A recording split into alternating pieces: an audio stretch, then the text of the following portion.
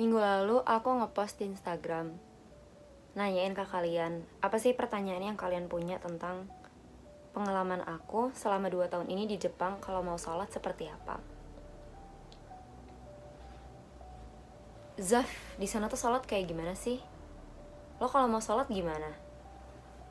Aku sering banget ditanya pertanyaan seperti itu. Dan tiap ditanya, jawaban aku gak pernah berubah. Ya tinggal sholat aja kok susah.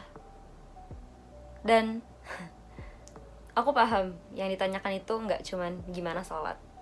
Di balik pertanyaan gimana sholat itu, banyak pertanyaan lainnya seperti kalau mau sholat di mana, diizinin nggak sama dosen, ada musola nggak, kalau mau wudhu segala macam gimana.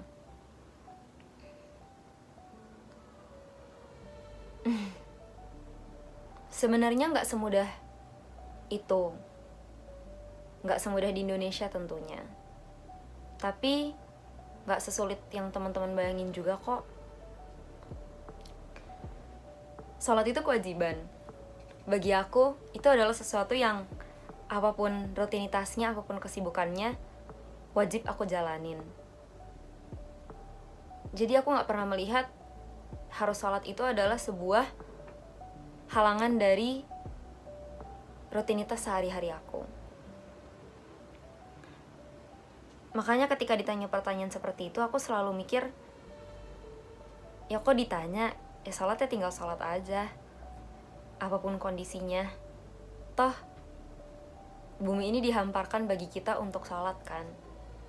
Kita bisa sholat di mana aja di dunia ini. Tapi kalau misalnya harus di breakdown lagi, kalau sholat di mana?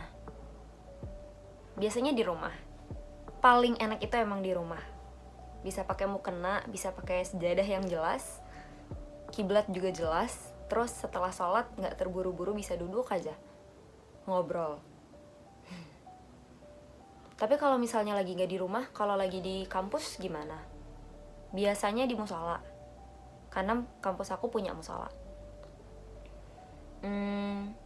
Di kelas kosong juga pernah. Kadang kalau misalnya kepaksa, di kelas yang rame juga pernah. Sambil teman-teman aku pada ngobrol, pada masuk berdatangan, aku gelar aja sejadah di situ terus aku sholat.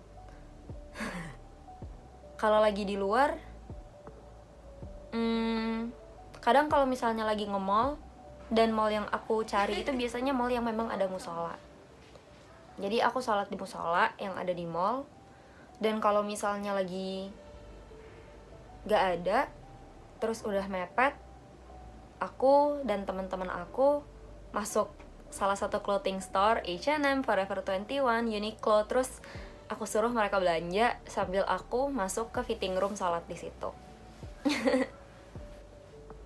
Terus kalau misalnya lagi di kampus, sholatnya gimana? Kalau misalnya udah zuhur, udah asar. Kalau selama ini pengalaman sih alhamdulillah, sholat zuhur itu selalu jam makan siang. Dan jam makan siang itu istirahat ada waktu 1 jam. Jadi aku bisa sholat dan makan siang di waktu 1 jam itu. Terus kalau sholat asar gimana? Tergantung jadwal tentunya. Kalau misalnya jadwal aku lagi kosong, aku sholat saat itu. Tapi kalau misalnya nggak ada break di antara waktu kelas dan aku harus sholat, aku biasanya minta izin kok ke dosen aku. I need to pray and I'm going to be late to class.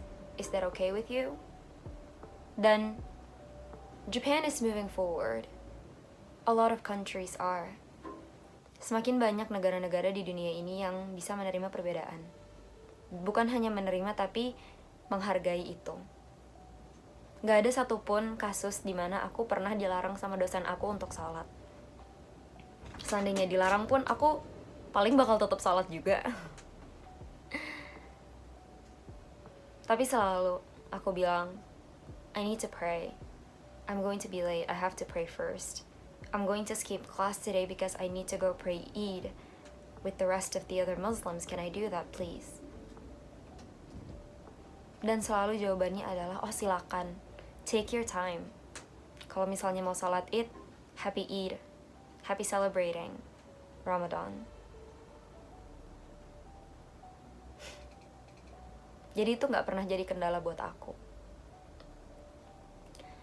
Terus kalau sama teman-teman gimana? Kalau misalnya lagi jalan-jalan sama teman-teman, terus habis itu harus sholat. Awalnya aku selalu bilang ke mereka, karena teman-teman aku yang satu angkatan itu nggak ada yang muslim. Jadi kalau misalnya lagi jalan-jalan sama teman-teman, awalnya aku selalu nanya, karena aku pengennya kita sama-sama nyaman. Aku bilang, can I pray first after this? Atau, can we go home now because I need to pray and I'd rather do that at home?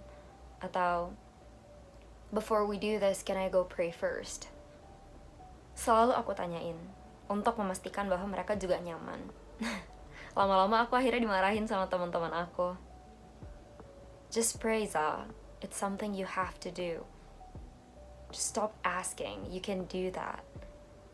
Just pray and let us know when, and we'll wait for you. Akhirnya, lama-kelamaan, aku pun nyaman sholat di depan mereka, ngajak mereka ke musola, dan mereka pun bersedia nungguin aku di musola kalau aku perlu sholat. Gak ada dari mereka yang pernah mempertanyakan itu. Buat mereka itu adalah seperti napas buat aku, kebutuhan, kewajiban. Jadi gak pernah sekalipun aku mendengar mereka komplain, lo sholat mulu sih Zaf? Atau, kita gak bisa berangkat pagian aja ya? Lo mesti sholat dulu ya? Akhirnya sekarang pun lama-lama mereka yang bilang ke aku, ya udah Zaf, lo aja yang tentuin kita berangkatnya kapan. Kita berangkat bisa kapan aja, yang penting lo sholat dulu. Atau waktu itu misalnya kita mau jalan-jalan jauh, terus perjalanan 3 jam, terus ditanya sama teman aku, Zaf, jauh nih, lo kira-kira sholatnya di mana ya? Gitu. Dan aku bilang, tenang aja kok, kalau jauh kan gue musafir, gue bisa dijama, kalian tenang aja. Sebenarnya triknya mudah, supaya bisa sholat di mana aja dan kapan aja. Nggak kapan aja sih, tentunya harus nunggu waktu sholat juga ya. Yang penting, kalau jalan-jalan itu selalu bawa 2 ini, mukena dan sejadah atau alas. Ini dikasih sama teman-teman aku sebelum aku berangkat ke Jepang. Tada! Dan yang paling penting adalah untuk selalu wudhu dari rumah. Karena gak semudah itu mencari tempat wudhu di luar. Sebenarnya kalau misalnya mau di wastafel boleh, tapi kan kita juga tidak ingin mengganggu kenyamanan orang Jepang. Dan tentunya seandainya terpaksa banget harus wudhu di luar dan tidak di tempat wudhu yang disediakan, harus dibersihkan sama kita. Karena kan pasti air tuh berceceran di sekitar wastafel. Jadi, kalau misalnya aku harus banget wudhu di kamar mandi umum, aku wudhu. Kalau diliatin ya udah, nggak apa-apa, pede aja. Lalu setelah itu aku lap sekitarnya pakai tisu. Tapi susah nggak sih sebenarnya nyari tempat sholat? Kan nggak semudah di Indonesia, musola nggak sebanyak di Indonesia. Menurut aku susah itu relatif. Karena aku merasa aku butuh sholat dan aku perlu sholat. Aku gak merasa mencari musola untuk sholat itu sebuah tantangan. Atau mungkin iya tantangan, tapi itu bukan suatu kesusahan gitu. Jadi, kalau aku lagi di luar terus aku mau sholat, biasanya aku sekalian ngebarengin cari restoran halal untuk makan siang. Karena restoran halal itu umumnya pasti nyediain musola. Pernah nih aku lagi jalan-jalan jauh sama teman aku, terus aku perlu sholat, tapi aku gak ada kepentingan untuk makan. Tapi aku bilang ke ownernya, aku harus sholat, boleh gak pakai musolanya? Kata mereka, oh pastinya lah, silakan. Pasti boleh. Kalau misalnya gak dapet juga restoran halal, terus aku sholat di mana? Kayak tadi di fitting room. Atau kalau udah mepet banget dan itu ruangan terbuka, gak ada tempat untuk sholat, biasanya kita gelar aja sejadah di tempat umum, terus sholat. Diliatin gak? Diliatin. Tapi diteror gak? Ditanya macem-macem nggak? Enggak kok, biasa aja. Mungkin mereka penasaran, iya. Tapi menurut aku zaman sekarang orang pun paham bahwa ini adalah bagian dari kepercayaan kita, bagian dari menunaikan kewajiban di agama kita. Dan ini bukan aku aja, semua orang-orang muslim yang ada di sini pun kurang lebih sama seperti itu. Dan kalau ditanya susah gak sih? Yang aku percaya adalah Allah gak akan memberikan ujian kepada hambanya di luar dari kemampuan hambanya tersebut. Assalamualaikum.